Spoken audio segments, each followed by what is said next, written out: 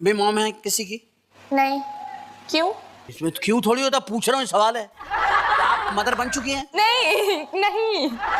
ये इतनी बुरी चीज है कि ऐसे चिल्ला रही है। नहीं, ये तो आपकी मम्मी भी तो हैं। जी मेरी और मम्मा अगर है। ये सोच रही थी उस वक्त नहीं, तो फिर क्या नहीं होता? नहीं नहीं, I'm a love baby, so। मातीरा जी, जी।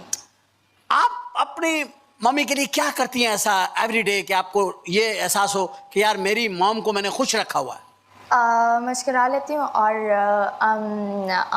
पता नहीं। ऐसे कर लेती हूँ, ऐसा 3-4 दफा कर लेती हूँ, अम्मी खुश हो जाती है। तो देखो कितने अच्छे अच्छे मुंह बना रही है ना? नहीं नहीं। तो क्या करती है वो बताइए। जब मौका मिलता है तो कुछ। जब मौका मिलता है तो कर ले।